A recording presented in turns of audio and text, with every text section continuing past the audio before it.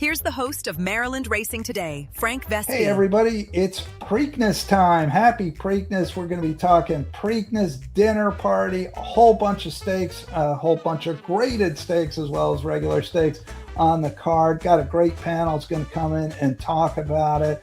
Going to really dig into the Preakness here and then also talk about all the others. So looking forward to that. You are listening to Maryland Racing Today, powered by the Racing Biz, theracingbiz.com, presented by our friends at the Maryland Jockey Club. Maryland Racing Today is part of the Mid-Atlantic Racing Today family of podcasts. Please like and subscribe. Let's talk Preakness.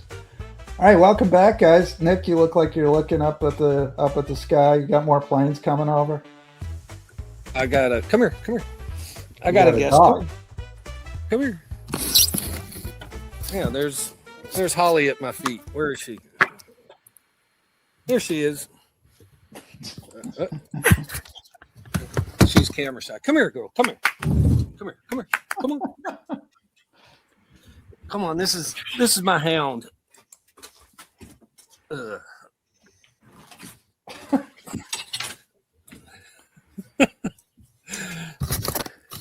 Here we go.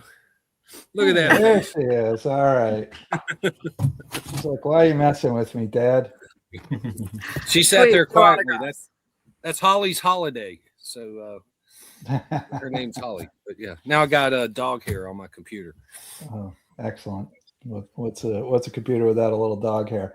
All right, I've got Mackenzie Pfeiffer, on-air analyst for the Maryland Jockey Club. John Piassek, Maryland handicapper for the racingbiz.com. Nick Hahn, host of Off to the Races Radio on ESPN Richmond and ESPN Harrisonburg. Happy Preakness. Woo.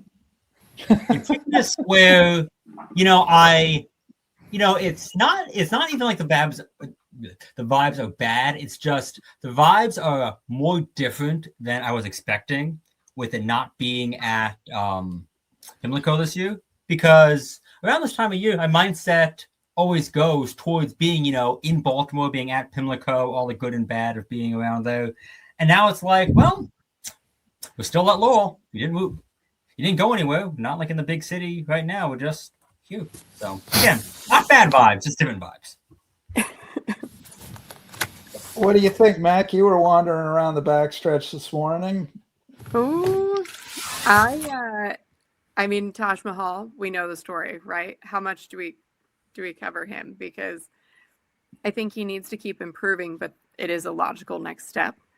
The one who I've really been eyeing, and I don't necessarily think we have a great idea of what he has to offer, and that's the Hell We Did. He's a beautiful moving horse. Now, his gallop, I feel like he's not really showing everything that he has to offer, but on paper, I mean, he's done pretty well for shipping over to Kentucky, taking on the Lexington, and first time stretching out, going around a ground. Those are a lot of big tasks to overcome, and I thought he did it pretty willingly. Well, let's start with Taj Mahal, guys. Draws the rail, 5-1 morning line. Brittany Russell, Sheldon Russell, 3 for 3. Brittany said the one post I didn't want to draw was the rail, and they got the rail. They got speed outside. What, you got to go, or you think you got to use a little bit because you got to get clear of a couple other horses nearby, but do you think they try to get into some kind of stalk, or do you think they just go? Go ahead, Nick. Oh, I think it's very similar to the Tessio. Yeah, Sheldon's going to go, I think, and then just try and rate and reel him in a little bit on the backstretch. That was a masterful ride. That was like one of the best rides I've seen Sheldon do. I mean, it really was kind of a magic act there. I mean, he just brought them all right to him and then took off once again. So, yeah, I think he goes to the lead and tries to run very similar on the same track that he just ran on. John, the question there, Nick said it was obviously a really good ride, but he was able to get 10 lanes clear in 47 and 4. he's not getting 10 lanes clear in 47-4. And then he put the horse to sleep in the third quarter when they came to, and then when they came to him, he spurted away. I mean, Sheldon did it exactly right in that race. Not going to have the opportunity to rest that way mid-race here. What's your take? I mean, on pure ability, he's the best horse in this field. I have no doubt about that. And in fact, I think he could be one of the best 3-year-olds in the country. I mean, he ran a huge race on debut when he hit from off the pace, I should note, then ran an incredibly gutsy race in the Miracle Wood, as we talked about, ran big in the Tessio.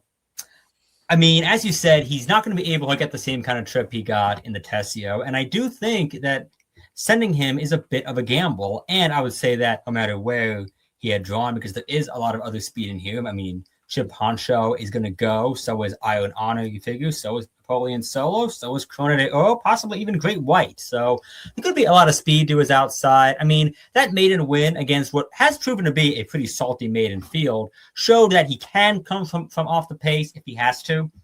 And if he does elect to sit, he's going to be off the pace on the inside, off a hot pace, which is really not a bad spot to be. So it might be his better bet, and not be on the pace, but be close to it on the inside. And as long as a hole opens up, he's going to win. Because, as I said, like, he is the best horse in this field. It's just a matter of if he gets a decent trip. Trip-wise, what do you think, Mac? I am trying to read between the lines and speculate here. They didn't want the rail, maybe, and they've talked about how he's a little bit more aggressive in his training. He's really, and, maybe he's just training more forwardly. So I worry in this setting that he might, there's going to be speed. There's no way they go ahead and try to outrun Robusta and play that game, right? We know what Robusta has done in the past. And so I do think they kind of tuck in and try to get a pocket trip, get the horse covered up. The question is, will he relax into it? Will he do that? And then I go back to the first race where Sheldon did have to take a hold, because after he was sort of surprised when the gates opened, didn't get out well, and the horse wanted to run along, and Sheldon said, no, we're right here. Take your time. And he did do that. So if we can get the same thing to happen in this trip with a horse who has more racing experience, that is where I see him getting the job done here. Now, just to his outside is a horse whose connections are perfectly happy to be drawn inside, and that's O'Sally, who was third in the Kentucky Derby. He's going to be nowhere early in this race, so as Whit Beckman said, may as well just tuck in, save ground, because he's going to have to probably come outside to close anyway. That was a tremendous move he made in the Derby. He really ran a good race. How much does the fact that he's a maiden, does that influence you guys? I mean, you're all saying there's going to be speed. He's one of the ones who's going to be running at the end, right?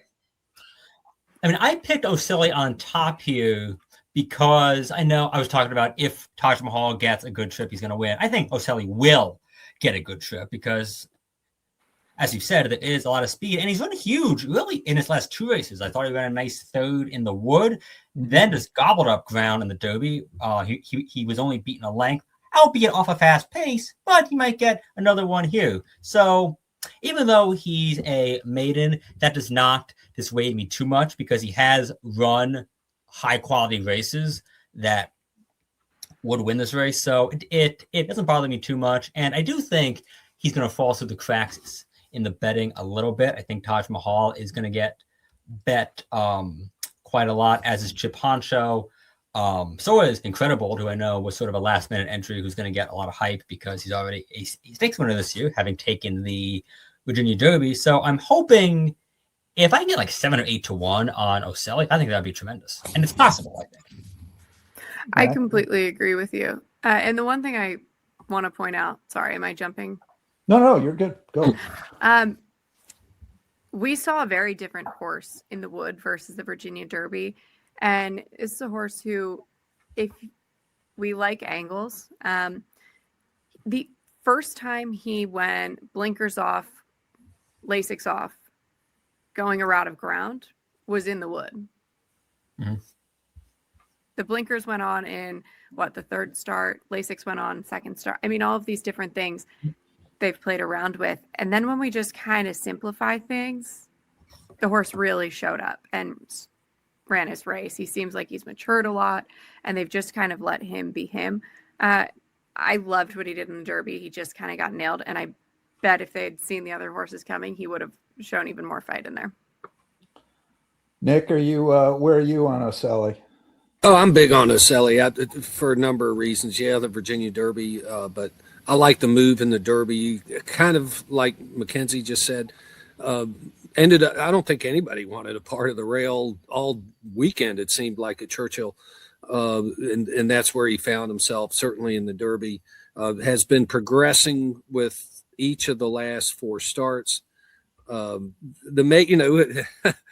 Strange things usually happens in the Preakness, so why not have a maiden win it, especially sort of on a year like this? So if a maiden's going to win the Preakness, this might be the year to do it. So that doesn't. But Tyler Gaffleone's won the Preakness before, so certainly knows how to do that. So I like Oselli lots. All right. Now, I think, John, you think Taj Mahal is the most, the best horse because he beat Let's Go Lando in the Miracle Wood, right? No, he beat him twice. He beat him in the Miracle Wood and in the Tessio. So and the Tessio. It's tough to beat him twice, right? That's right. All right, 3-horse Crupper, Dunny Van Hemel. Ought to be a forward factor in the early part of the race. Anybody want to make a case he'll be around in the late part of the race? I do think he is a key to this, because if they decide not to be has to kind of get to or I'm looking for a stronger pace in here. You're looking for a strong pace. Does anybody want to make a case that Crupper is around at the end? No, it's not possible. Very definitive. That's true. He can't win. Okay. Well, then we can get rid of Crupper and move on to Robusta. The 4-horse Doug O'Neill, Rafael Bejarano, Doug O'Neill. Hey, Nick, did Doug O'Neill ever win the Preakness? I can't remember. No, thank you. I'll have another.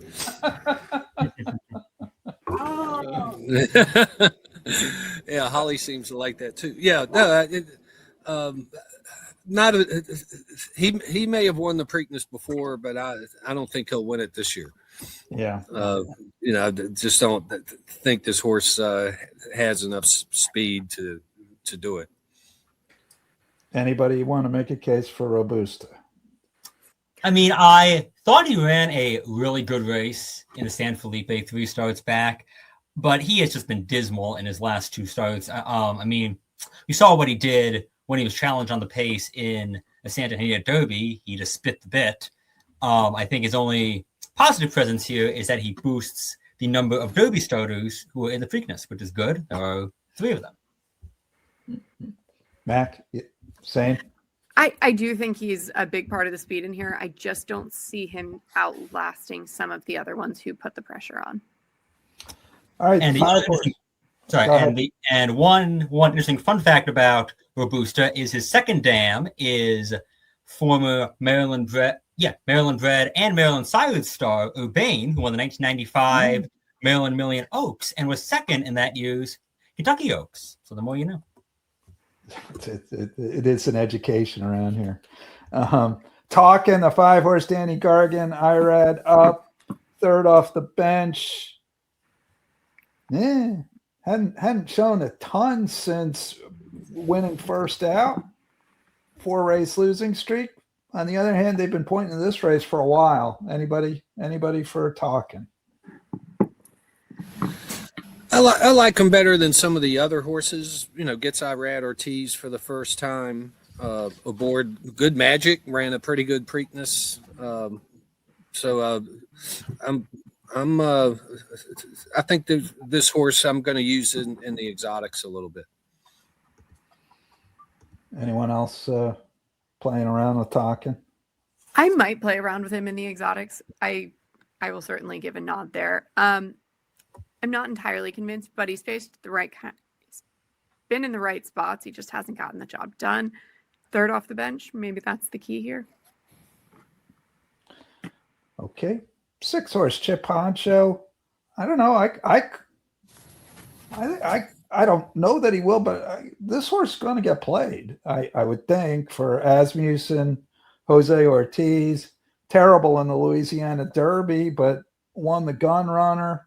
Got beat a length by Golden Tempo. Got beat a half by Paladin. What do you guys think, Mac? Chip Honcho. I'm not entirely sold. If this horse were 2-1, I do think that's hard for me, but I think he makes a lot of sense in here. He's one who has speed. He can also sit sort of close to it and make that first move. That being said, I don't know if I really go with him to win. I think I use him underneath. John, what's your take?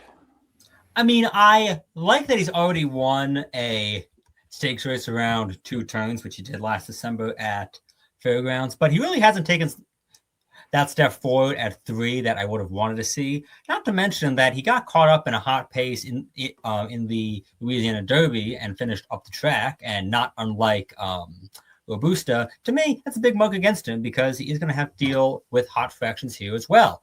So unless he takes a big step forward, and I don't really know why he would necessarily, I would let him beat me at a short price. Nick? Yeah, I think the pace will maybe catch up a little bit here. Seems to and it has a win over Golden, or outplaced Golden Tempo, but I did not really want to use this horse other than I might use him like I used Talking in the third leg of a try or something like that. So yeah, I think there are others to consider. Mac, you were pitching the hell we did before off the Lexington second place finish. Not really flattered by what Trendsetter did next. He didn't run all that impressively in the Peter Pan. Do you think he's going to stretch out?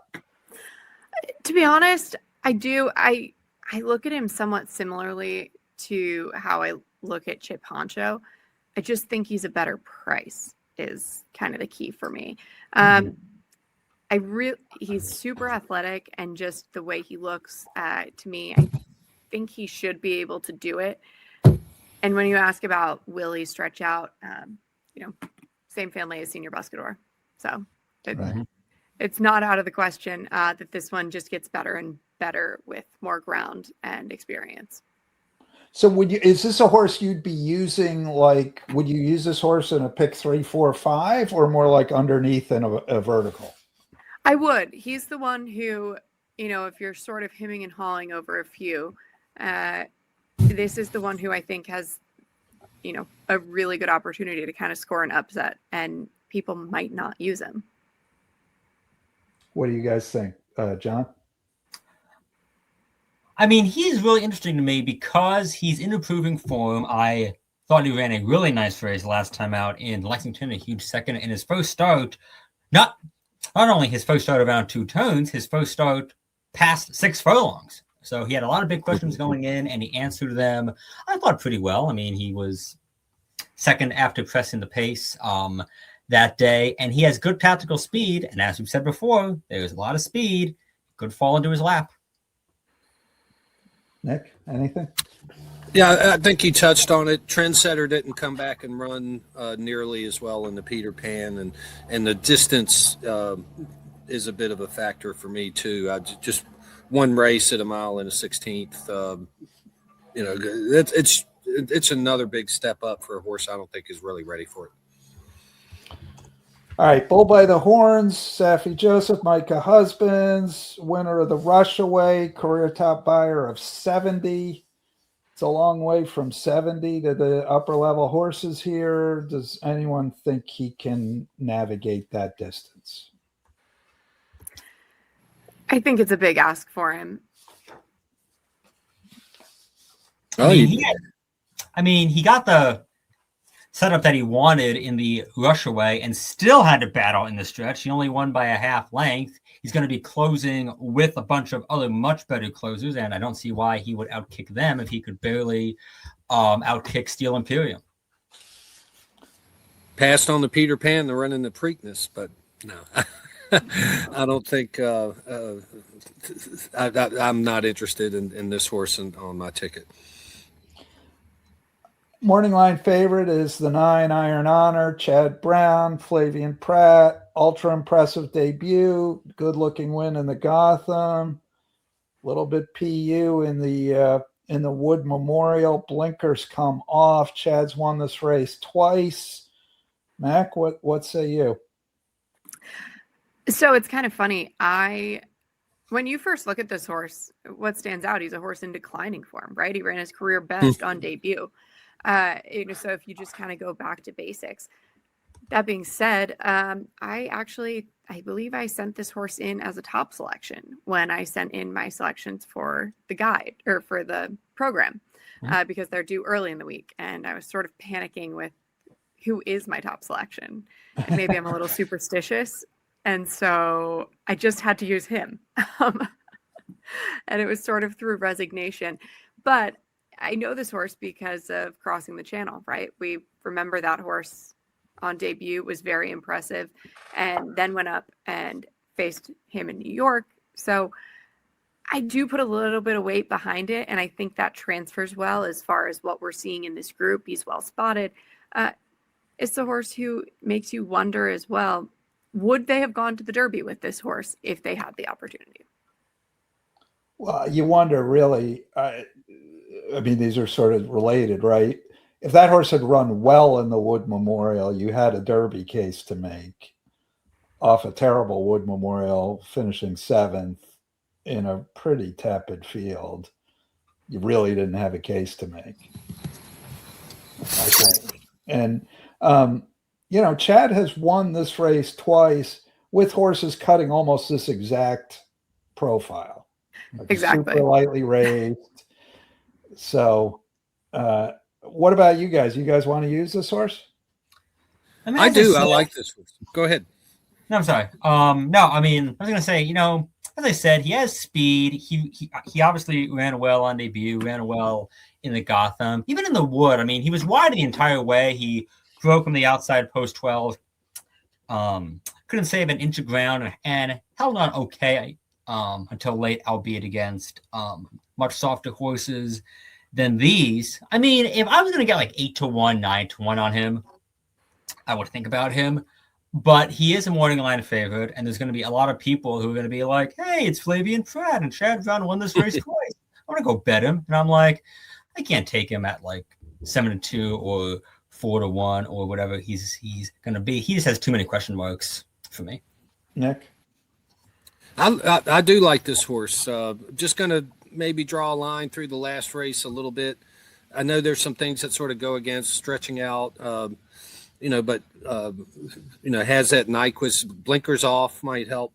So yeah, I'm going to drink the Chad Brown the Kool-Aid. Kool-Aid a little bit. So the Chad. But yeah, I like this horse. I kind of like the speed of this horse, and just kind of hope that bounce back in the right direction. The most impressive single performance of any horse in this field by far, Napoleon Solo Champagne last year. Absolutely devastating. Almost set the Aqueduct track record at 6 furlongs and 7 furlongs as a 2-year-old going a mile. I was there for that race. Is there somewhere. I was there for that race. And the minute he crossed the wire, I thought to myself, he is never going to do that ever again.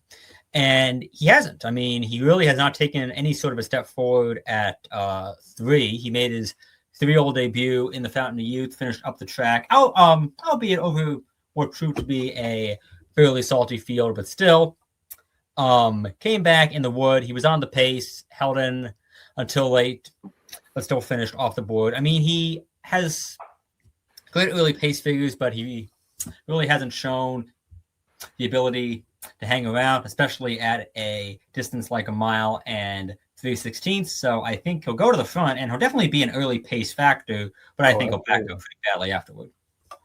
I talked with Chad Summers about this horse, and it's kind of like he says the horse had excuses. They didn't really have him all the way tight for the Fountain of Youth, which was never really the goal anyway, which makes sense. And then he missed some training with this and that, and so was a little short in the Wood Memorial, where he did, he made the lead. He was pressed. He did dispatch the other speed horses, and then tired late, but still finished ahead of Iron Honor, among others.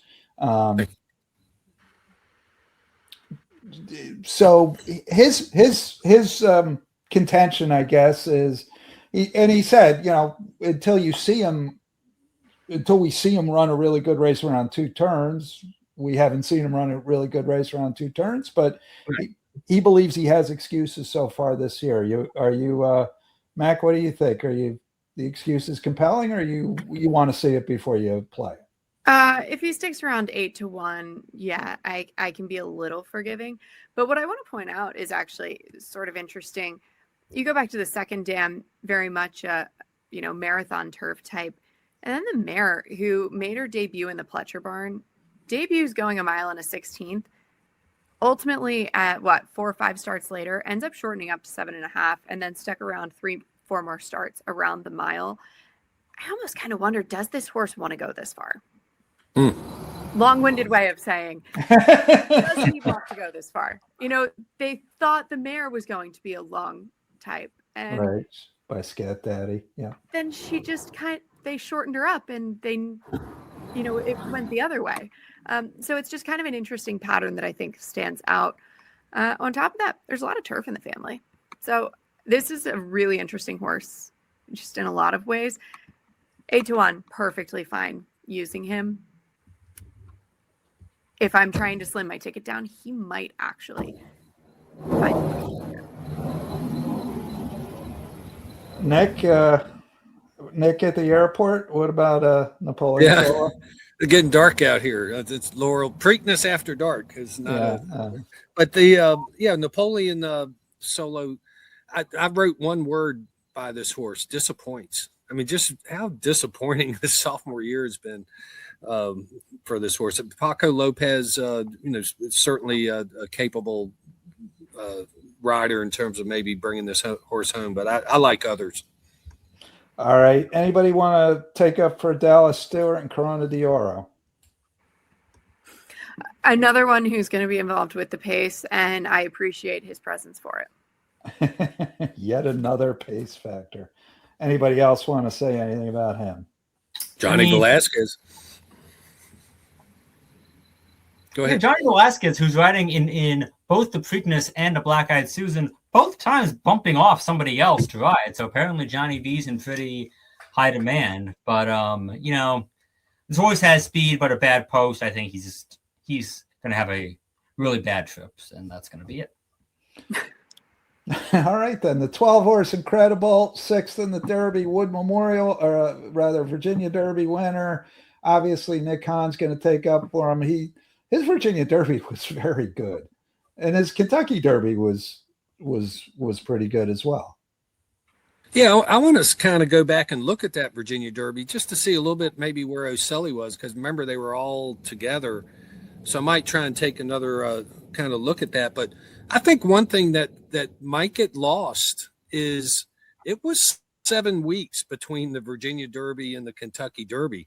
This horse might be a little bit more fresher than we think, despite running in the Kentucky Derby. I think that's an advantage this horse may have over others, and maybe even moving forward. So, I like this horse here. I think I'm going to make this horse my top pick, because of that. The style seems to fit. Jamie Torres has won the Preakness before. It just kind of checks a lot of boxes for me. Mac, you using Incredible? I am. I was pretty high on him going into the Derby. I think Nick brings up a really good point about the time between Maurice's. I've really gone over his Kentucky Derby trip with a microscope. I don't think he ever really saw daylight in there. And, that can sort of do that to horses. maybe not as bad as the Holy Bull effort that we saw from him, but if there's any sort of resemblance, you go to the Virginia Derby and it kind of, as soon as he found a clear path, he was impressive. And that's where we've seen him really run that race. So I think the key for him might just be finding a little bit of light at the end of the tunnel. Yeah. I mean, really, the Holy Bull's the only bad race he's run. I mean, all his other races are between pretty good and really good. Yep. John, Incredible, anything? I picked him third, and I do like him quite a bit. I think he has a lot of virtues. I mean, he's already won twice in Stakes Company, going a mile and a 16th or further. I didn't think he got as bad a trip as his running line might indicate in the Derby, but he still closed well, only beaten by 4 lengths. I suppose the only problem here is that if he got knocked around in the Derby, it's certainly possible that he could get knocked around here, since it's another big field. He has to deal with 13 other horses, but he will get a pace to close into, and he clearly has a very high ceiling, so he would not shock me one bit. Am I right in assuming all you guys will agree with me that Great White is probably not winning the Preakness? I would agree. Although I think it's a good chance for him to redeem himself on national TV. I had originally picked him 4th in the picks I sent to you, and now I'm like, why did I do that? So I think I'm going to end up changing it by the time finalized. I mean, he ran well in the John Battaglia. He sat off the pace and got up by a neck. If he had drawn a bit further to the inside, I'd be a bit more optimistic about him getting kind of a perfect trip off the leaders. As it is, I think he'll just get hung wide, and he'll have a similar race to what he did in the Bluegrass, where he battled on the pace and finished a very, very long way back. And then finally, Nick, Pretty Boy Maya, 14, Jeremiah Engelhart, Ricardo Santana, yet another pace factor. Yeah, I think this horse will be pressed and won't have a whole lot late either, breaking from the outside especially as well. So, I think the distance is a factor as well. All right, Mac, anything on Pretty Boy Maya? I do think he has a lot to improve, but the way he finished up in that last outing, I thought was really impressive. And some of the numbers kind of place him amongst the rest of the field. So I think he, 15-1 is a really fair opportunity. He just hasn't faced the company that some of the other ones have. All right, that is the field. So John, you're going. I'll say 2-1-12-7 is going to be my top 4. 2-1-12-7. Mac, who's your top choice here? Oh wait. Okay, I did go 12-2-1-7. So 12, Incredible. And Nick, you're Incredible on top as well, even though we don't have your picture anymore. Yeah, somebody turned off the light. No, it's 2-12-1-9 for me. 2-12-1-9. Oh, silly. Incredible. All right. You guys up to speed run these other stakes and get out of here? Let's do it. Can I change the venue a little bit? Because I'm outside. Yeah. I'll remove you from the stage, and I'll just be the 3 of us for the moment until Nick returns.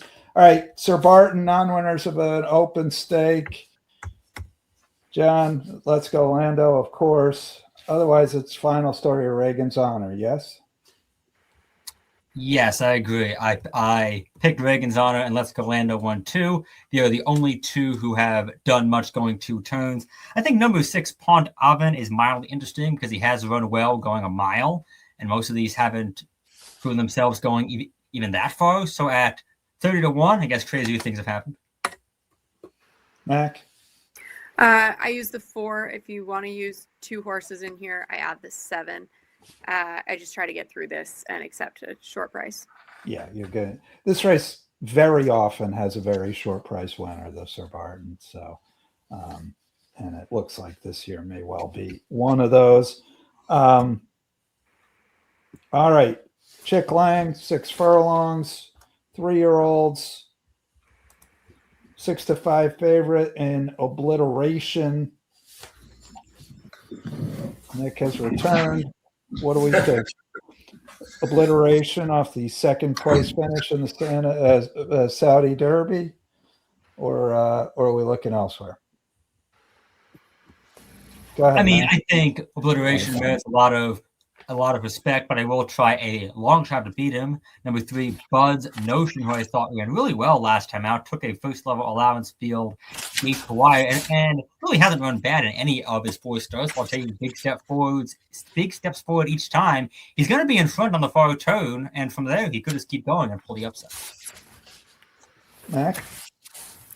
Call me crazy. I use Shane's Wonder. I kind of need to get more than 3-1 morning line, and I do think he will drift up in here. I like that horse a little bit. They tried to sell him and got offered, I want to say 385, and bought him back. 3 for 3 comes out of a win in the wait for it. Nick? He's a very fast horse, and I actually do think he deserves a lot of respect in here. No, I agree. He's all right. What do you think, Nick? I actually went with Magic Wallet. Victor Carrasco went a little bit of a price here. Maybe just trying to build on something that may not be there, but yeah, I went with Magic Wallet. No, it was a pretty okay return. Won the Dover last summer. All right, grade 3 Maryland Sprint. Old friend Haley's First Notion, old friend Faster Gator, old friend Celtic Contender, old friend Slam Notion. A lot of old friends in here. Mac, which way are you going? Celtic Contender. I loved how Forrest had him just kind of on a long hold, and he just did it so easily. He looked like he might be the best version of Celtic Contender we've seen ever. He's pretty good when he's pretty good. John? I mean, Celtic Contender's form was further validated when he beat when Batinga's twin, who he beat in that last race, came back to beat Obadian Runner last Friday night at Charlestown. I think Slam Notion on top because I think he gets the trip. He has good tactical speed, and there's a lot of speed in here. One horse who I think is kind of interesting, and I picked him second, is number 1, Bring the Smoke at 10-1, who broke his maiden here by 18 lengths in February. Went to the Whit Beckman barn after that race. Ran a big second in his first start against winners. Next time out, he's lightly raced, but he has a lot of upside and a lot of potential. Nick? I like Celtic Contender as well, but also Floodlights with Johnny Blasquez. City of Light horse, has some speed, and that might just be enough to carry him here. So yeah, I went Celtic Contender and Floodlights here. I have to say, overall though, this is a race where I actually do think you can single, and I try to single Celtic Contender. And the rags, he ran a 3-, and I think it really goes to show just how impressive it was first off the bench. It's a good number, yeah. All right, let's head Jimmy Murphy, mile, 3-year-olds on the turf, couple refugees from the Triple Crown who were at least nominated there too. 9-5 favorite and Proton for Grand Motion. Do we need to eat the chalk, or are we trying to beat him? I mean, I'll try to Hatfield, who's one of those Triple Crown refugees. He showed a lot of promise at 2. He was 3rd in the Belmont Futurity with a big speed figure, came back to win the Central Park, going a mile and a 16th at Aqueduct next time out. Hasn't shown that much yet at 3, but he adds blinkers here, hoping the 3rd start off layoff wakes him up. Mac, what about you? Honestly, I might go ahead and use the 5 and the 6. The 3 is kind of the one who I think deserves a little bit of attention out of a very, very good turf mare, and certainly does have the family. The price is kind of right. So if you're looking for something else, if you want to spread, that's the one I would, add in here. It's an interesting horse. Has only run once, finished 4th, but got a big buyer speed figure of 88. And you said, as you say, turfy family, Jonathan Thomas, lots of good stuff on the turf. Nick, where are you going? I'm going to go with Proton, but yeah, the other horse that did catch my eye was the 3 with Jonathan Thomas. Quality Road, good sire there as well. So yeah, just his one, at a mile, and now comes and tries the turf. So yeah, I like this horse. Like the opportunity. Give me 1 second here, guys.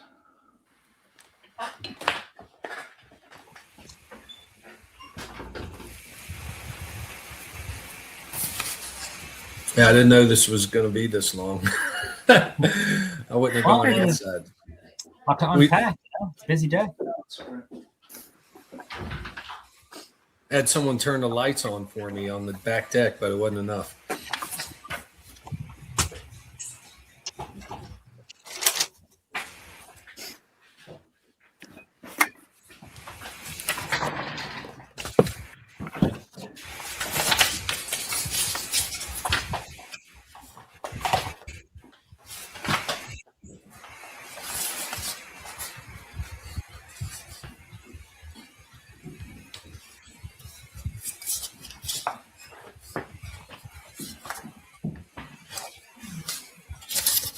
All right, sorry about that. Everything happening at once. Okay, race 10, grade 3 dinner party, mile and 1/8 on the turf. I know where John is going. Yes, it's to number 3, Cruise the Nile, who ran a gigantic race in the Henry Clark. Came from much further off the pace than he was accustomed to. Still got up to win by a neck with another big figure. I think he could well end up being a future grade 1 winner. In the meantime, this is a perfect spot for him to get his first graded stakes win. I suppose the only possible downside is a distance. I know Graham Motion said that a mile is probably best for him, but he did win at a mile and a 16th, 2 starts back from Square, who came back to win the Elkhorn at Keeneland in his next start. So I don't think the extra 16th is going to be that big of an impediment. You do kind of wonder if they go with him. Mac, we also have the defending champ here, Fort Washington. I know, and he's the one who worries me a little bit in here, but I do have to say, slightly different campaign than we saw him come in with last year. I mean, I know the last out is the same, but I just don't really know if the form is the same. So I very well might go ahead and try to single Cruise the Nile. Tried to beat him. No, I think I used him last time, but that was the trip I needed to see, thinking that this was going to be the next spot for him. I saw it, and now that I know he has a few options on how to play the game, he really does just look the up and coming one. Yeah, he's a nice horse. What do you think, Nick?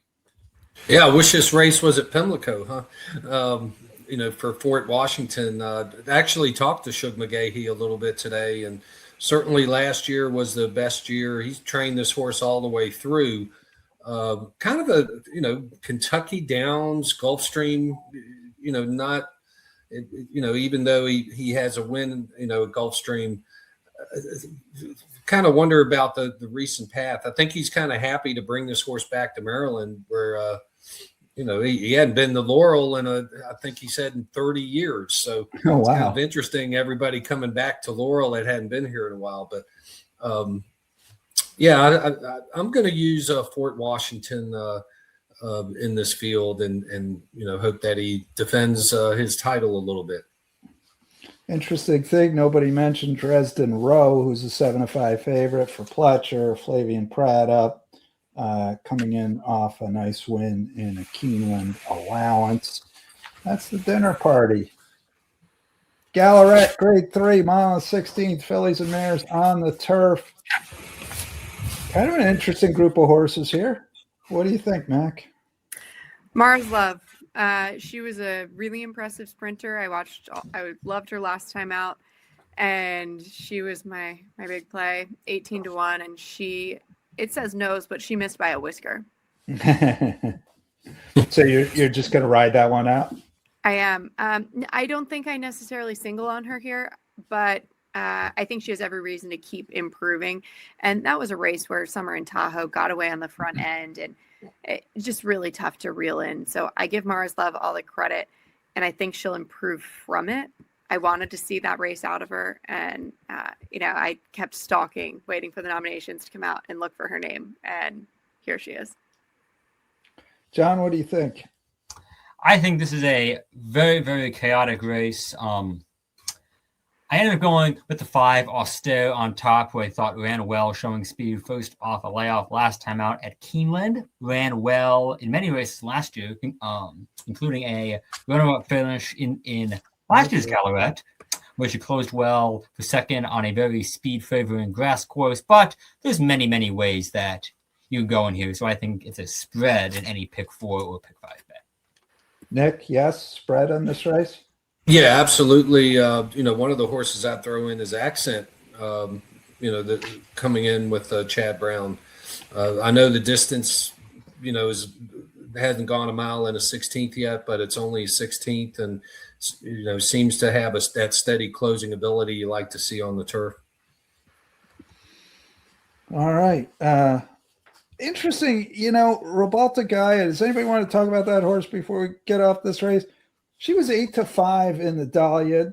Ran okay, not great. Ended up actually getting passed by Mara's Love. But it wasn't a terrible outing for the first time off a fairly long layoff. It wasn't, but I didn't really like her on the day, and I looked elsewhere. For me, I just think she's a little bit sharp. I think she's going to settle into herself, but stretching out, going even further doesn't necessarily sell me on that's how we get the job done in this group that she runs into today. Fair enough. She's been beaten at 4-5 and 8-5 in her last 2. So you got that going on too. All right. Jim McKay turf sprint. This used to be Ben's Cat's property, 5.5 furlongs on the turf. 11 of them. Old Jean Valjean back at you. Chasing Liberty, who got beat last time out by Outlaw Kid. They're both here. Nick, one of your favorites. You can pronounce it. Izzy Vunga Vungu. You choosing them? Or Determined Kingdom. Which one were you trying to pronounce? I was going to Izzy Vunga Vungu, but if you want Determined Kingdom, you could have him too. Yeah. No, I think, Determined Kingdom, what a great career this horse has had. But Izzy Vunga Vungu, motion coming back. He's kind of loaded. He's bringing a lot of horses to Laurel. I keep wanting to say Pimlico. Johnny B comes back. So I like this horse. Mac, Jean Valjean, third time off the bench for Lizzie Merriman off a really nice effort last time. How'd you know? I'm psychic. Okay, well, I was really excited to see this horse in the King Leatherberry, and I kind of knew he was going to need a race, but I wanted to see what he threw out there. He put away the world record holder for 5 furlongs on the turf, and then just got gobbled up late. To me, I actually think that the trip we saw last time out, where he took a breath early, took command, and just kind of put things away. The most telling part was actually the fact that when I saw him walk out of the winner's circle, he looked like he was out for a morning work, not an afternoon one. Uh-huh. It's interesting. He was off close to 18 months before the Leatherberry, so he had kind of every right to get tired late at the end of that one. Well, fun fact, I was talking to him after he won, and they were, I think it was a hoof, don't quote me, but anyway, they had him back, but it was the end of turf season last year. And the owner absolutely adores him. They're very sweet people. And, he learned to jump. He started trail riding, and he did some things over the winter and, but came back this year with early turf season in mind. He's a PA bred by Uncle Lino. John, what say you? I am all over number 1, Run Curtis Run, who has tremendous late speed. He showed a really strong closing kick last time out at Churchill, missed by a neck in a race where he was really the only one who made up a lot of ground. There's a lot of speed in here, and I think he'll take full advantage of the long 5.5 furlong stretch run. Only downside is with this inside post, he could possibly get buried in traffic and lack a place to go. But if he gets any kind of trip, he's going to win this race. You singling? I would, yes. I would probably single him. If I'm playing a pick 5 ending in the Preakness, I'm probably singling him and Cruz and Nile, and then spreading in the other 3. Mac, are you singling on Jean Valjean? No, I think I'm going to go too wide in here, but I will say the rags for Jean Valjean coming out of his win, last week or 10 days, 14 days ago, better than the number that Outlaw Kid ran when he beat him. Okay. By 4 points, I think it was. I don't have it right. Yep. It was actually, significant enough. That's pretty significant in the rags. Yeah. Nick, what about you? Is this a spread or is this a single, or how do you play this? Oh, I would have to spread, just turf sprints being what they are. Yeah. This is one I'd like to spread. I do like Run Curtis Run. Outlaw Kid coming back has seen several here and done better. So this is a race I would probably spread, more than any of the others around. I'm not as confident on Run Curtis Run, but I'm not going to leave him off my ticket either. All right, that is Preakness Day. What are you guys most looking forward to seeing this weekend? All the turf. I think we have great races, and it seems like a Preakness for people who really want to get out and enjoy the races. You have a great vantage point. Yeah, it's going to be interesting. We talked a little bit earlier today about, Laurel is, the lifeboat for the Preakness. It was the lifeboat for racing in Virginia for about 6 years. It's going to probably be very similar, or at least feel very similar to the time that Colonial Downs was dormant. So, a lot of people sad about Pimlico going, but a lot of people got introduced to racing at Laurel. So it's going to be interesting to see the Preakness, obviously, in a different venue, but it's going to be maybe familiar to a lot more people than they might expect. John? There's so many great stakes races, so many interesting horses, a lot of really cool storylines. Obviously, it would be a lot better if Golden Tempo was here, but as I said, still plenty of stars, and there's a lot of horses who I think could make a lot of noise throughout the year who are going to use this weekend as a launching pad of sorts. Often is the case. So we'll see how that all plays out. Well, Mackenzie Pfeiffer, John Piassek, Nick Hahn, thank you so much for joining me on Maryland Racing today, and good luck, guys. Cash some tickets, would you? Hopefully big ones, Good too. luck.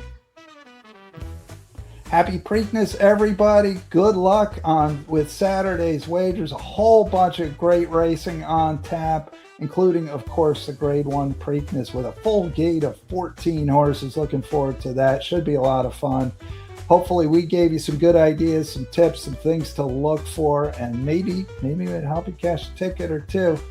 I hope so. Anyway, you've been listening to Maryland Racing Today, part of the Mid-Atlantic Racing Today family of podcasts. Maryland Racing Today is powered by the Racing Biz, theracingbiz.com, and presented by our friends at the Maryland Jockey Club. Good luck, everybody. Happy Preakness. We'll talk to you next time.